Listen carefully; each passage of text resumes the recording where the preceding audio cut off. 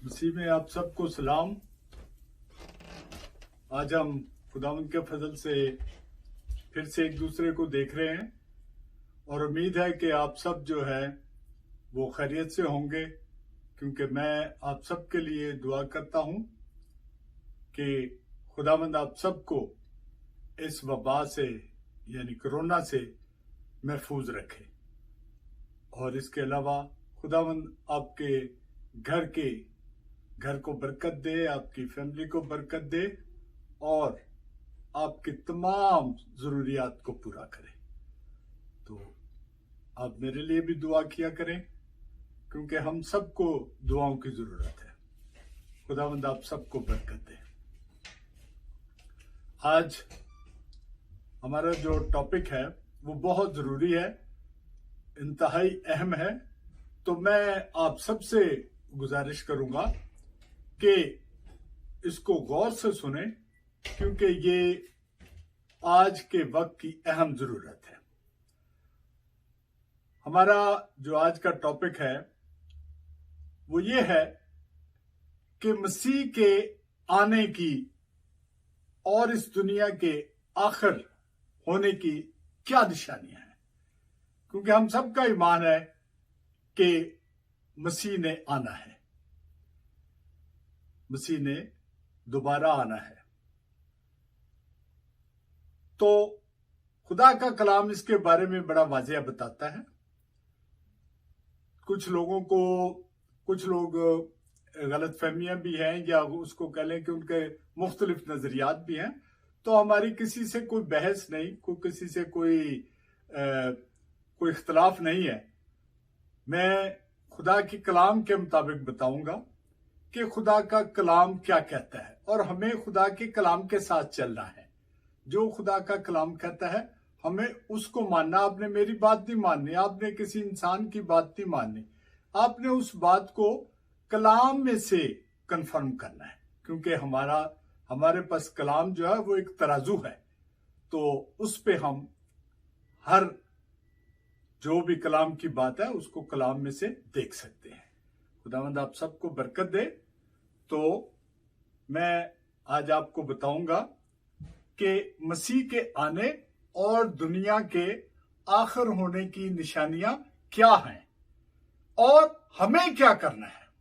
3 चीजें हैं: मसीह के आने से पहले की निशानियां, दुनिया के आखिर होने की निशानियां, और तीसरा कि हमें क्या करना है।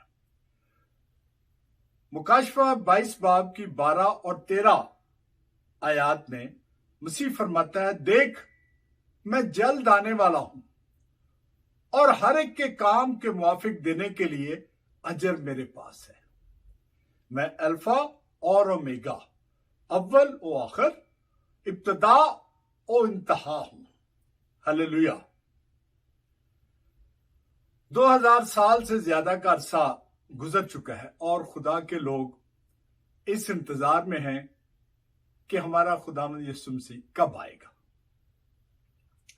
मत्ती 24 बाब में जब मसीह जैतून के पहाड़ पर बैठा था तो उसके शागिर्दों ने अलग उसके पास आकर कहा, हमको बता कि ये बातें कब होंगी। गौर से सुने, हमको बता ये बातें कब होगी और तेरे आने, नंबर 1, तेरे आने और दुनिया के आखिर होने का निशान क्या होगा। हालेलुया। तेरे आने और दुनिया के आखिर होने का निशान क्या होगा। यीशु ने जवाब में उनसे कहा कि खबरदार कोई तुमको गुमराह ना कर दे, खबरदार कोई तुमको गुमराह ना कर दे, क्योंकि बतेरे मेरे नाम से आएंगे और कहेंगे मैं मसीह हूं, और बहुत से लोगों को गुमराह करेंगे।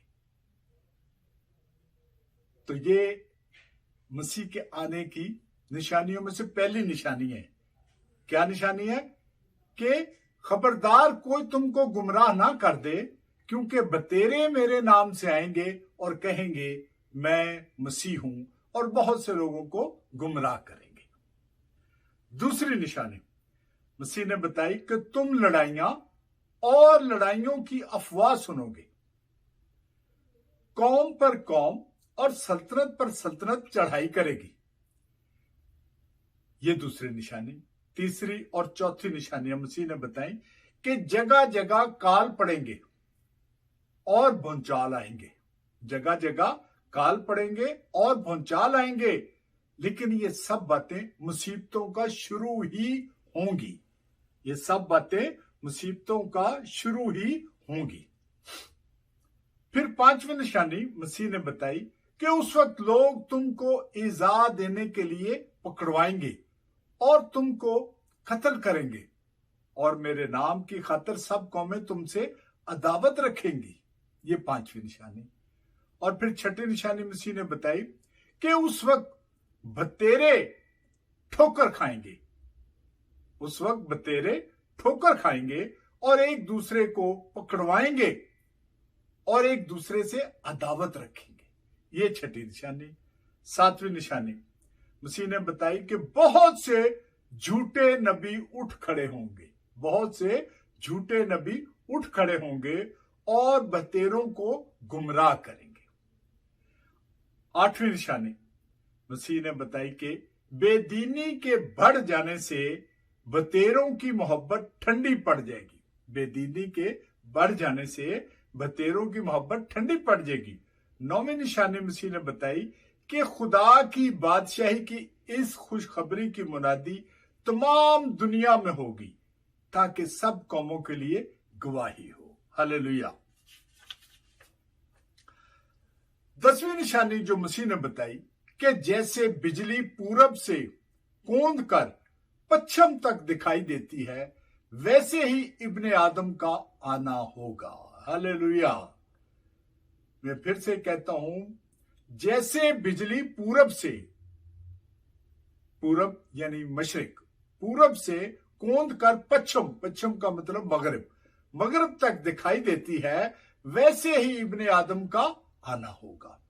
और उस वक्त इब्ने आदम का निशान आसमान पर दिखाई देगा और उस वक्त जमीन की सब कौमें छाती पीटेंगी और इब्ने आदम को बड़ी कुदरत और जलाल के साथ आसमान के बादलों पर आते देखेंगी। हालेलुया।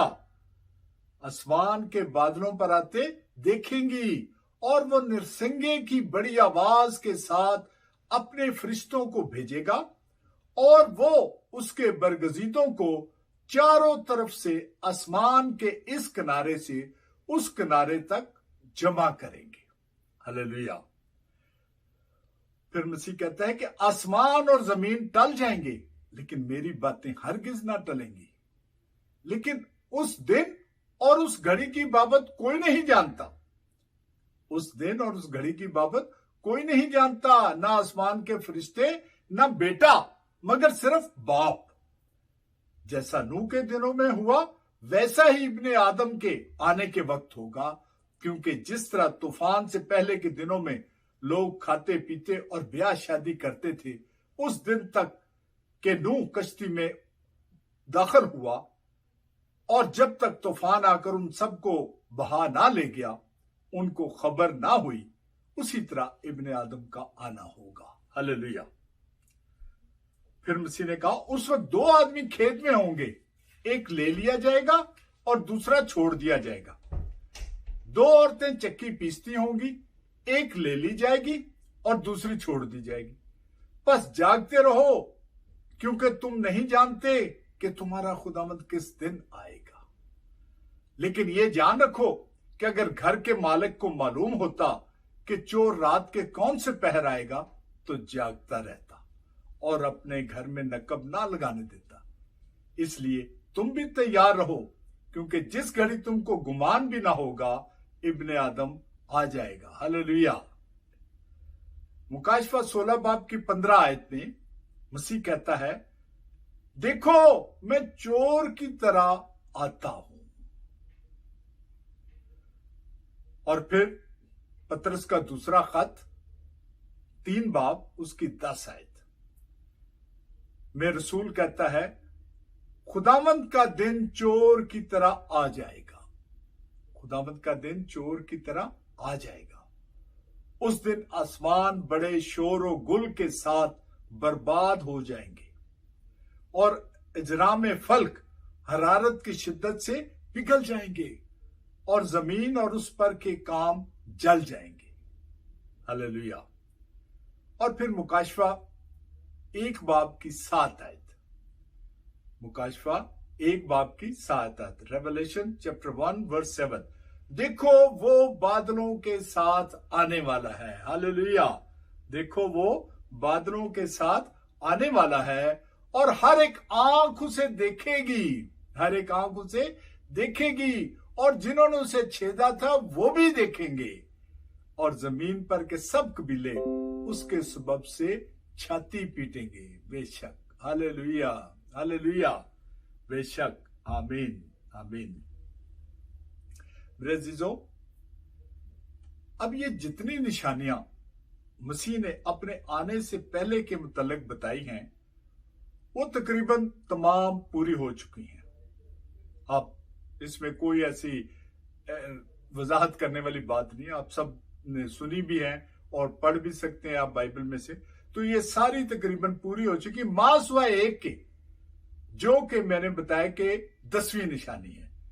अगर को आपको गिनती कोई और तरीके से भी कर दो तो 11वीं भी हो सकती है, 12वीं भी हो सकती है। तो मैंने जिस तरह गिनती की उसके हिसाब से ये 10वीं बनती है निशानी, जिसके बारे में मसीह ने फरमाया कि जैसे बिजली पूरब से कूद कर पश्चिम तक दिखाई देती है वैसे ही इब्ने आदम का आना होगा और उस वक्त इब्ने आदम का निशान आसमान पर दिखाई देगा और उस वक्त जमीन की सब कौमें छाती पीटेंगी और इब्ने आदम को बड़ी कुदरत और जलाल के साथ आसमान के बादलों पर आते देखेंगी और वो नरसिंगे की बड़ी आवाज के साथ अपने फरिश्तों को भेजेगा और वो उसके बरगजीदों को चारों तरफ से आसमान के उस किनारे से इस किनारे तक जमा करेंगे। Hallelujah, hallelujah. यहाँ एक गीत है, मैं वो आपको बताऊंगा। शायद आपने कई सालों से हम गाते आ रहे हैं गीत को, तो आपको ये जो मैंने बताया वो आपको एक तस्वीर सामने आ जाएगी। वो गीत है कि बरगजीदों को है मुजदा, आ रहा है अल मसीह, बरगजीदों को है मुजदा, आ रहा है अल मसीह, खुलने वाला है ये उकदा, खुलने वाला है ये उकदा, आ रहा है अल मसीह, बरगजीदों को है मुजदा, आ रहा है अल मसीह। तो कई सालों से हम ये गीत गा रहे हैं, तो वही हमने वो पढ़ा जो मसीह ने खुद कहा कि और इब्ने आदम को बड़ी कुदरत और जलाल के साथ आसमान के बादलों पर आते देखेंगे और वो नरसिंगे की बड़ी आवाज के साथ अपने फरिश्तों को भेजेगा और वो उसके बरगजीदों को चारों तरफ से आसमान के इस किनारे से उस किनारे तक जमा करेंगे।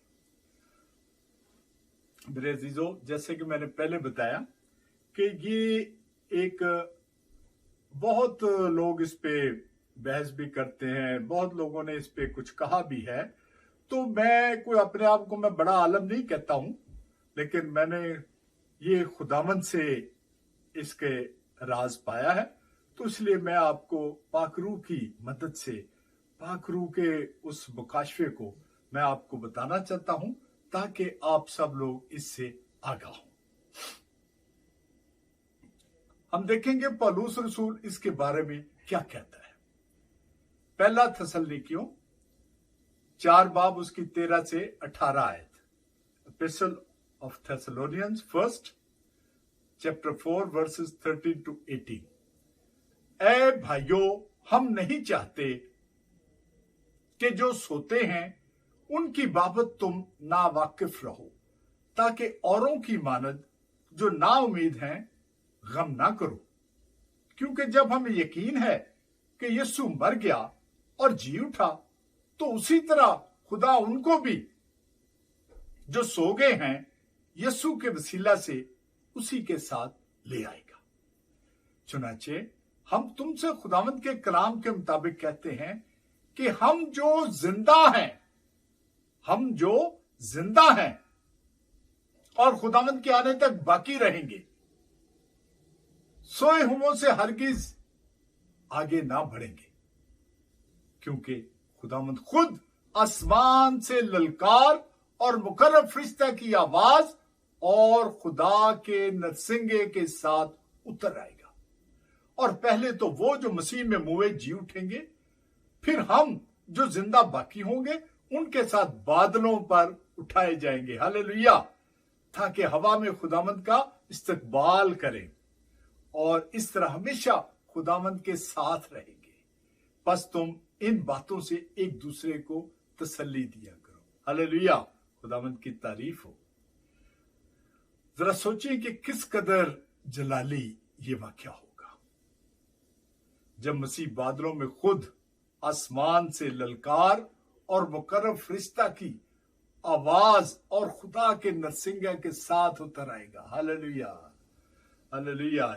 यहां मसीह ये जमीन पर नहीं आएगा, ये मैं आपको बताऊं।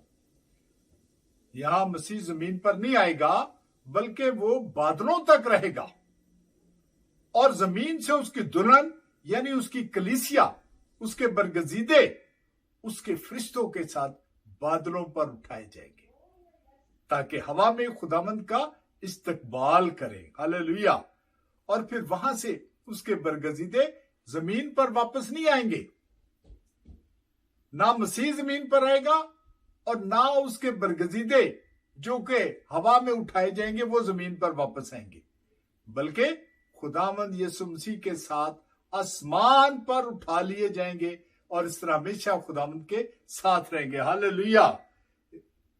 सोचें किस कदर जलाली ये वाकया होगा, किस कदर जलाली कि हम आसमान पर उठाए जाएंगे और फिर वापस नहीं आएंगे, बल्कि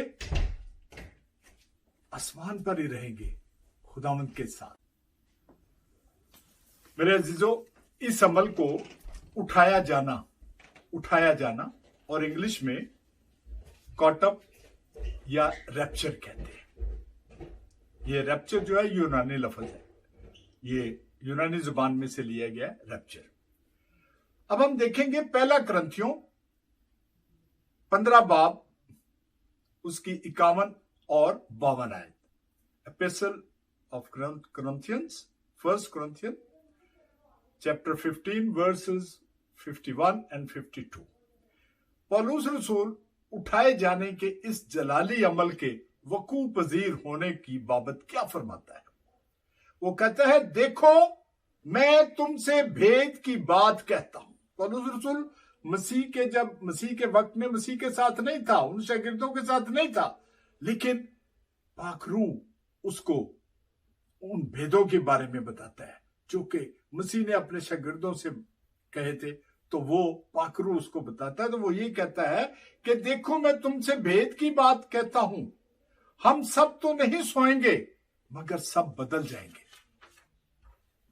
और ये एक दम में, एक पल में पिछला नरसिंगा फूंकते ही होगा, क्योंकि नरसिंगा फूंका जाएगा और मुर्दे गैर फानी हालत में उठेंगे और हम बदल जाएंगे। हालेलुया। ये कोई कहानी नहीं मैं आपको बता रहा, कोई ये फिक्शन स्टोरी नहीं बता रहा, ये मैं आपको बाइबल की बात बता रहा हूं कि कलाम क्या कहता है इसके बारे में। पौलुस रसूल मसीह के कहे हुए अल्फाज की तस्दीक कर रहा है जो मसीह ने मत्ती की अंजील, मरकस की अंजील और लूका की अंजील में फरमाए कि सब कौमें के उस वक्त इब्ने आदम का निशान आसमान पर दिखाई देगा और उस वक्त जमीन की सब कौमें छाती पीटेंगी और वो इब्ने आदम को बड़ी कुदरत और जलाल के साथ आसमान के बादलों पर आते देखेंगी और वो नरसिंगे की बड़ी आवाज के साथ अपने फरिश्तों को भेजेगा और वो उसके बरगजीदों को चारों तरफ से आसमान के इस किनारे से उस किनारे तक जमा करेंगे। हालेलुया, खुदावंद की तारीफ हो। मेरे अजीजों, आसमान पर उठाए जाने का ये वाकया पहली दफा होने नहीं जा रहा।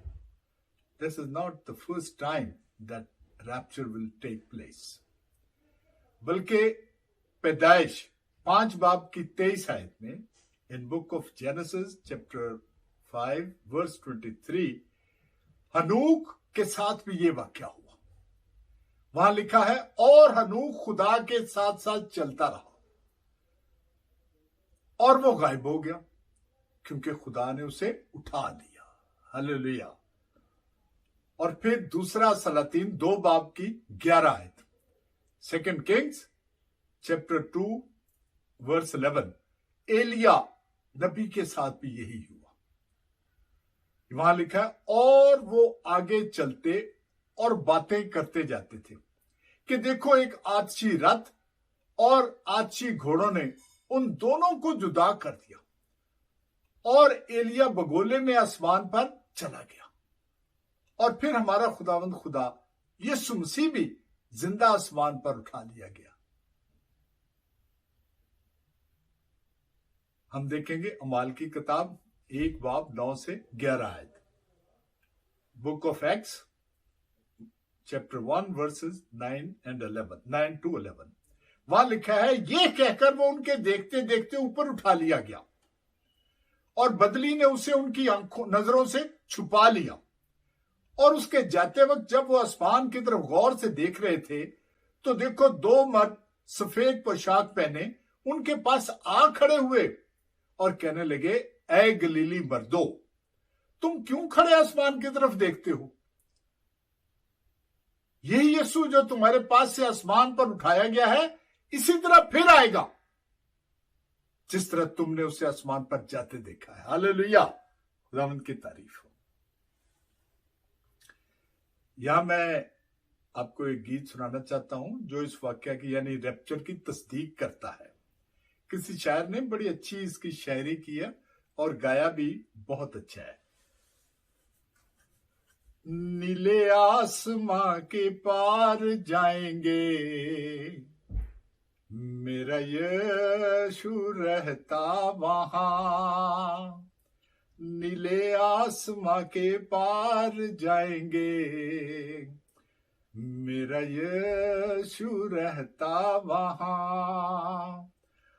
हम मिलेंगे बादलों पर, हम मिलेंगे बादलों पर, देखेगा सारा जहां, देखेगा सारा जहां। ये गालबन किसी इंडियन शायर ने, वो हम तो यीशु कहते हो, यीशु कहते हो, तो आप इसको YouTube पर भी सुन सकते हैं, देख सकते हैं।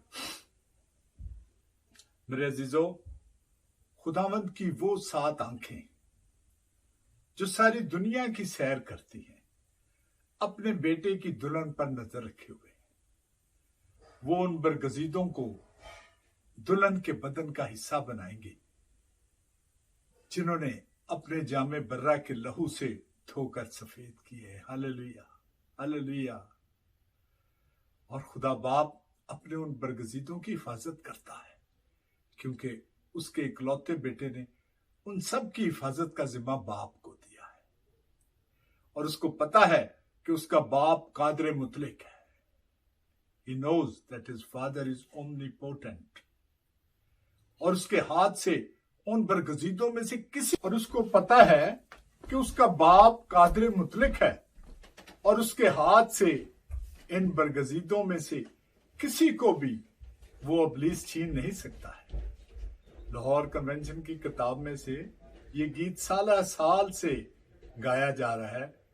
देख तेरा बादशाह आने वाला है, देख तेरा बादशाह आने वाला है, बर्रे के लहू से अपने दामन को सजाएंगे, बादलों में उसका हम इस्तकबाल करेंगे। देख तेरा बादशाह आने वाला है, आप ये गीत बुक में से सारा पढ़ सकते हैं। तो ये गीत हमें उस सारी चीज की तस्वीर को खींचता है। अब यहां मैं आपको बताना चाहता हूं कि रैप्चर और मसीह की दूसरी आमद दोनों फर्क वाकयात है। Rapture and second coming of Christ are two different incidents, अलग-अलग फर्क वाकयात है। रैप्चर जो है वो मसीह की दूसरी आमद से पहले होगा। Rapture will take place before the second coming, before his second coming. और जितना मैंने अभी तक बताया, जो कुछ बाइबल में से पढ़ा है, ये सारा रैप्चर के मुतालिक है।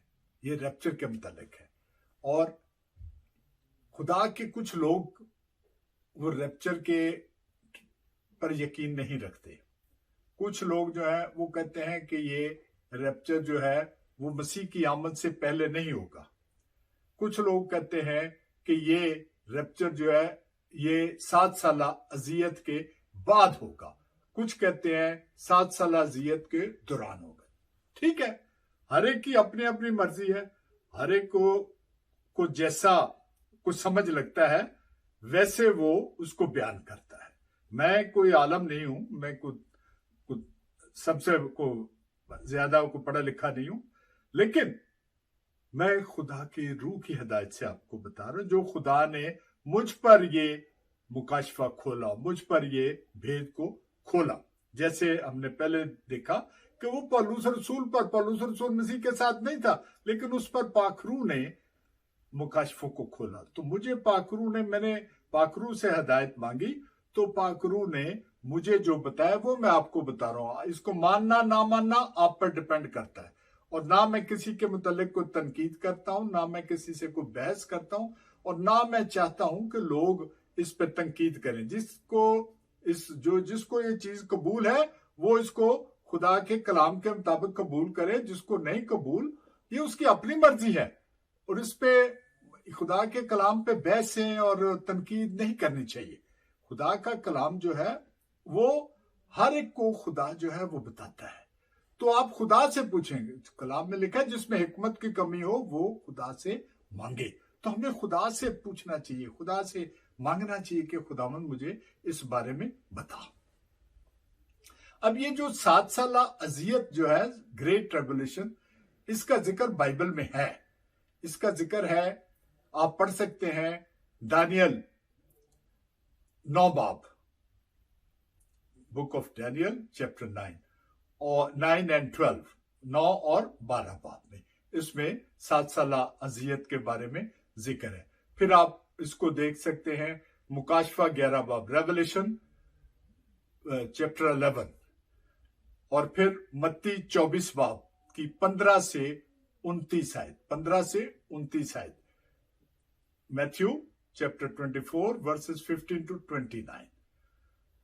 अब जो लोग इस चीज का ये हवाला देते हैं कि रैप्चर 7 साल अजियत के बाद होगा या दरमियान में होगा, तो वो ये देख सकते हैं बाइबल में से, इन चीजों में इन हवालों को देख सकते हैं, तो खुदावंद उन्हें गाइड कर सकता है। अगर हम इसी बाब की 3 और 4 आयत को पढ़ें तो वहां लिखा है, और जब वो जैतून के पहाड़ पर बैठा था, उसके शागिर्दों ने अलग उसके पास आकर कहा, हमको बता कि ये बातें कब होंगी और तेरे आने और दुनिया के आखिर होने का निशान क्या होगा। गौर से सुने, गौर से पढ़ें इसको और देखें, हर चीज आपको क्लियर हो जाएगी। अब यहां एक ही सवाल में 2 चीजें पूछी गई हैं, मसीह के दोबारा आने के निशान और दुनिया के आखिर यानी खात्मे के निशान। और मसीह ने दोनों के जवाब इकट्ठे दिए हैं। लिहाजा 15 आयत से 29 आयत में जो मसीह ने फरमाया वो उसने दुनिया के खात्मे से पहले की निशानियां बताई। 15 से 29 आयत में जो मसीह ने फरमाया वो उसने दुनिया के आखिर यानी दुनिया के खात्मे से पहले की निशानियां बताई। जबकि 5 आयत से 14 आयत, 5 से 14 आयत और फिर 30 से 31 30 और 31 आयत, 30th and 31, और 35 आयत से 44 आयत तक, 35 से 44 आयत में मसीह ने अपने आने से पहले की निशानियां बताई।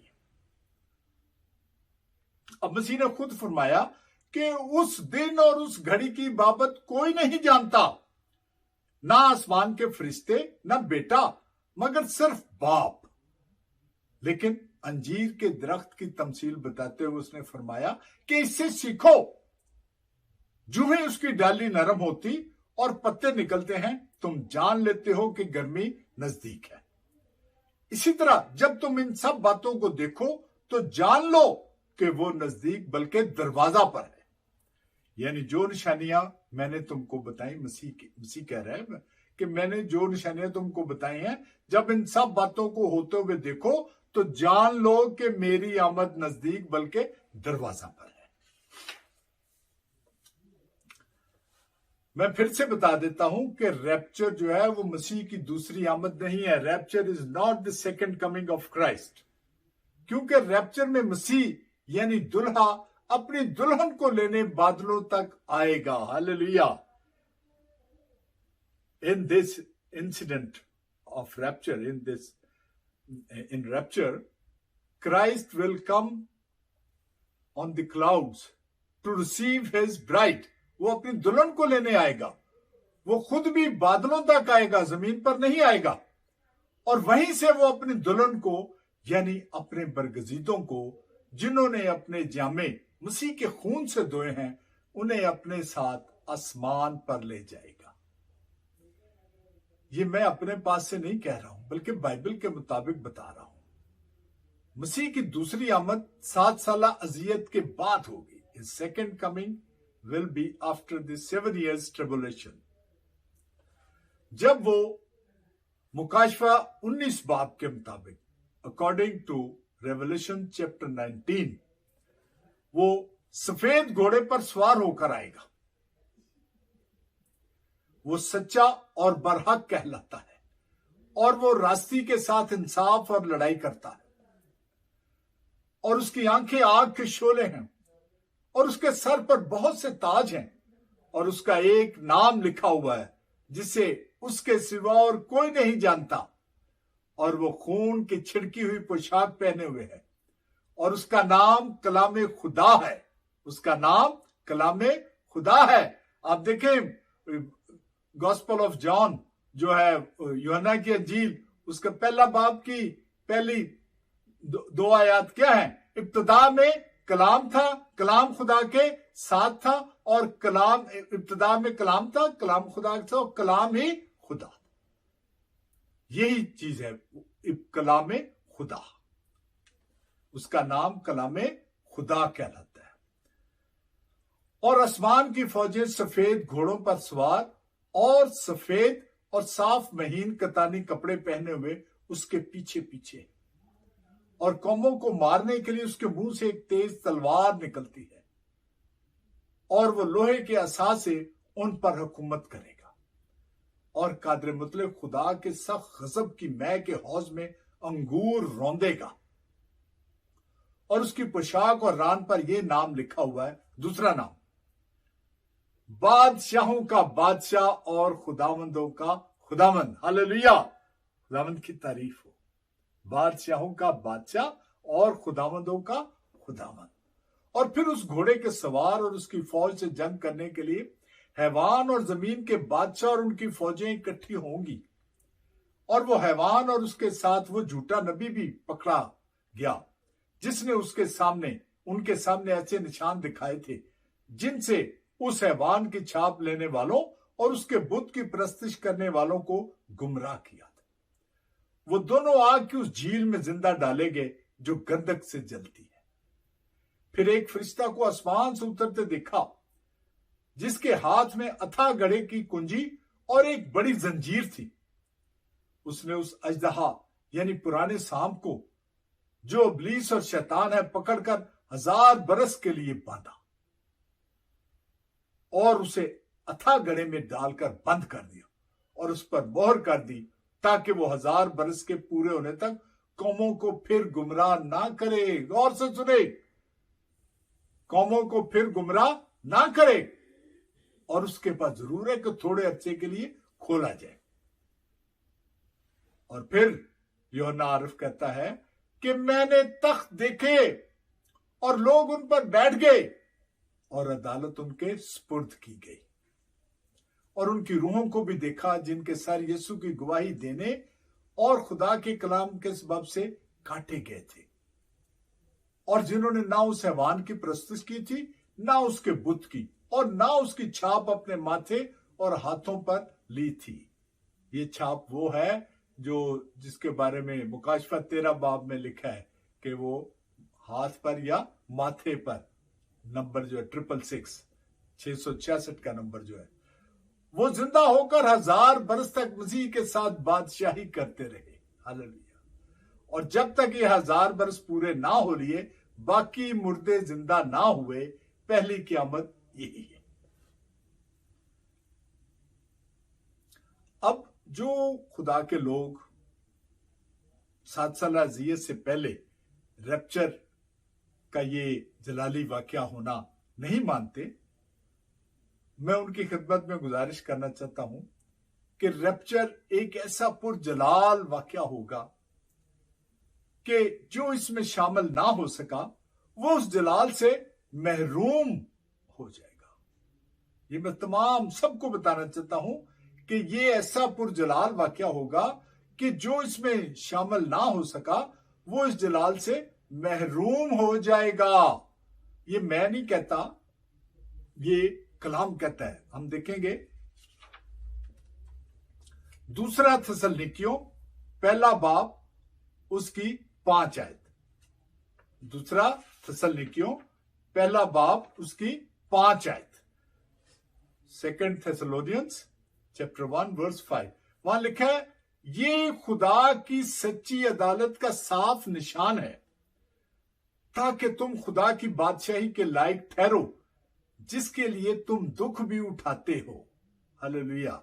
क्योंकि खुदा के नजदीक ये इंसाफ है कि बदला में तुम पर मुसीबत लाने वालों को मुसीबत और तुम मुसीबत उठाने वालों को हमारे साथ आराम दे, हमारे साथ आराम दे। जब खुदावंद यीशु अपने कभी फरिश्तों के साथ भड़कती हुई आग में आसमान से जाहिर होगा, और जो खुदा को नहीं पहचानते और हमारे खुदावंद यीशु मसीह की खुशखबरी को नहीं मानते, उनसे बदला लेगा। वो खुदावंद के चेहरा और उसकी कुदरत के जलाल से दूर होकर अब्दी हलाकत की सजा पाएंगे। ये उस दिन होगा जबकि वो अपने मुकद्दसों में जलाल पाने और सब ईमान लाने वालों के सबब से ताज्जुब का बायस होने के लिए आएगा। हालेलुया। क्योंकि तुम हमारी गवाही पर ईमान लाए, इसी वास्ते हम तुम्हारे लिए हर वक्त दुआ भी करते रहते हैं कि हमारा खुदा तुम्हें उस बुलावे के लायक जाने और नेकी की हर एक ख्वाहिश और ईमान के हर एक काम को कुदरत से पूरा करे, ताकि हमारे खुदा और खुदावंद यीशु मसीह के फजल के मुवाफिक हमारे खुदावंद यीशु मसीह का नाम तुम में जलाल पाए और तुम उसमें। आमीन। अब उसके बाद हम देखेंगे इब्रानियों का खत 10 बाब उसकी 32 से 39 है। ये मेरा जो आज का सरमन है जरा लंबा है, लेकिन ये बहुत जरूरी है, इसको गौर से सुने अब वक्त निकाल कर, ताकि खुदावंद आपको बरकत दे। इब्रानियों का खत epistle of Hebrews chapter 10 verse 32 to 39, वहां लिखा है, लेकिन उन पहले दिनों को याद करो कि तुमने मनवर होने के बाद दुखों की बड़ी खखेड़ उठाई। कुछ तो यूं कि लानतान और मुसीबतों के बायस तुम्हारा तमाशा बना, और कुछ यूं कि तुम उनके शरीक हुए जिनके साथ ये बदसलूकी होती थी। चुनांचे तुमने कैदियों की हमदर्दी भी की और अपने माल का लुट जाना भी खुशी से मंजूर किया, ये जानकर कि तुम्हारे पास एक बेहतर और दायमी मलकियत है। बस अपनी दलेरी को हाथ से ना दो, इसलिए कि उसका बड़ा अजर है, क्योंकि तुम्हें सब्र करना जरूर है ताकि खुदा की मर्जी पूरी करके वादा की हुई चीज हासिल करो, वादा की हुई चीज हासिल करो। कौन सा वादा? ये वादा है उठाया जाना, जमीन से आसमान पर उठाया जा। वादा की हुई चीज हासिल करो। और बहुत ही थोड़ी मुद्दत बाकी है कि आने वाला आएगा और देर ना करेगा। हालेलुया। बहुत ही थोड़ी मुद्दत बाकी है कि आने वाला आएगा और देर ना करेगा, और मेरा रास्तबाज बंदा ईमान से जीता रहेगा। और अगर वो हटेगा तो मेरा दिल उससे खुश ना होगा। लेकिन हम हटने वाले नहीं कि हलाक हों, बल्कि ईमान रखने वाले हैं कि जान बचाएं। मेरे अजीजों, जिन्होंने आज तक अपने गुनाहों से तौबा नहीं की, निजात पाने के लिए नए सिरे से पैदा नहीं हुए, मसीह के नाम का बपतिस्मा नहीं लिया है और रूह कुदस का बपतिस्मा नहीं पाया, तो उनके लिए मेरा नहीं बल्कि पौलुस रसूल का ही पैगाम है। क्योंकि हक की पहचान हासिल करने के बाद अगर हम जानबूझकर गुनाह करें तो गुनाहों की कोई और कुर्बानी बाकी नहीं रही। हां, अदालत का एक होलनाक इंतजार और गजबनाक आतिश बाकी है जो मुखालफों को खा लेगी। जब मूसा की शरीयत का नाम मानने वाला 2-3 शख्सों की गवाही से बगैर रहम किए मारा जाता है, तो ख्याल करो कि वो शख्स किस कदर सजा के लायक ठहरेगा जिसने खुदा के बेटे को पामाल किया और अहद के खून को जिससे वो पाक हुआ था नापाक जाना और फजल के रूह को बेइज्जत किया। क्योंकि हम जानते हैं जिसने फरमाया कि इंतकाम लेना मेरा काम है, बदला मैं ही दूंगा, और फिर ये कि खुदावंद अपनी उम्मत की अदालत करेगा। जिंदा खुदा के हाथों में पड़ना हौलनाक बात है। जिंदा खुदा के हाथों में पड़ना हौलनाक बात है। आप ये हवाला पढ़ सकते हैं, इब्रानियों 10 बाब 26 से 30 आए। Epistle of Hebrews chapter 10 versus 26 to 30। मेरे अजीजों, कलाम हक के मुताबिक हम आखिरी दिनों में से गुजरे हैं। वक्त ज्यादा नहीं है और इब्लीस भेड़िए की तरह हम सब के पीछे लगा है कि कब किसको फाड़ खाए।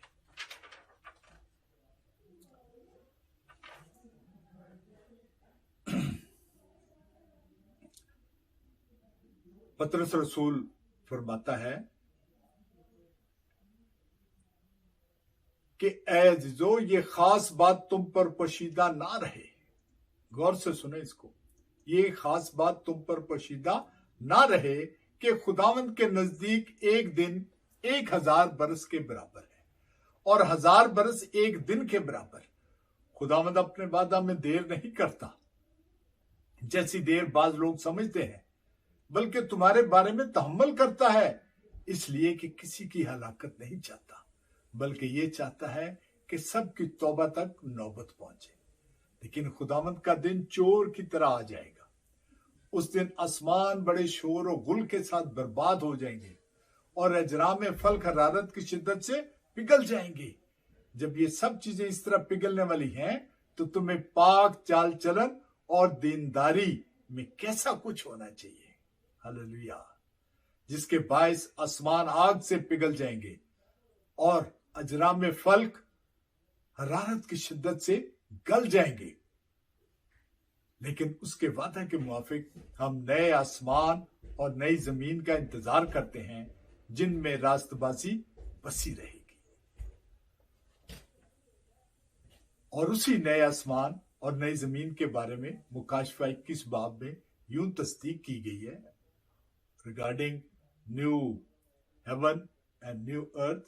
You can read revelation chapter 21 कि फिर मैंने एक नए आसमान और नई जमीन को देखा, क्योंकि पहला आसमान और पहली जमीन जाती रही थी और समुंदर भी ना रहा। फिर मैंने शहरे मुकद्दस यानी यरूशलेम को आसमान पर से खुदा के पास से उतरते देखा, और वो उस दुल्हन की मानेदा रास्ता था जिसने अपने शौहर के लिए श्रृंगार किया। फिर मैंने तख्त में से किसी को बुलंद आवाज से ये कहते सुना, देख खुदा का खेमा आदमियों के दरमियान है और वो उनके साथ सुकूनत करेगा और वो उसके लोग होंगे और खुदा आप उनके साथ रहेगा और उनका खुदा होगा। आखिर में मेरे अजीजों, पतरस रसूल के इस पैगाम को मैं शामिल करना जरूरी समझता हूं। वो फरमाता है, पस है अजीजों, चूंकि तुम इन बातों के मुंतजर हो, इसलिए उसके सामने इत्मीनान की हालत में बेदाग और बेऐब निकलने की कोशिश करो और हमारे खुदावंद के तहम्मुल को निजात समझो। चुनाचे हमारे प्यारे भाई पौलुस ने भी उस हिकमत के मुआफिक जो उसे अनायत हुई तुम्हें यही लिखा है और अपने सब खतों में इन बातों का जिक्र किया है। ये गौर से सुने जो मैंने आपको पहले बताया था कि पौलुस को पाखरू ने हिकमत के मुताबिक बताया और वो कहता है और अपने चुनाचे हमारे प्यारे भाई पौलुस ने भी उस हिकमत के मुआफिक जो उसे अनायत हुई तुम्हें यही लिखा है और अपने सब खतों में इन बातों का जिक्र किया है, जिनमें बाज बातें ऐसी हैं जिनका समझना मुश्किल है और जाहिल और बेकयाम लोग इन मानव को भी और सहीफों की तरह खींच तान कर अपने लिए हलाकत पैदा करते हैं। बस है अजीजों, चूंकि तुम पहले से आगाह हो, इसलिए होशियार रहो ताकि बेदीनों की गुमराही की तरफ खींचकर अपनी मजबूती को छोड़ ना दो, बल्कि हमारे खुदावंद और मुनज्जी यीशु मसीह के फजल और इरफान में बढ़ते जाओ।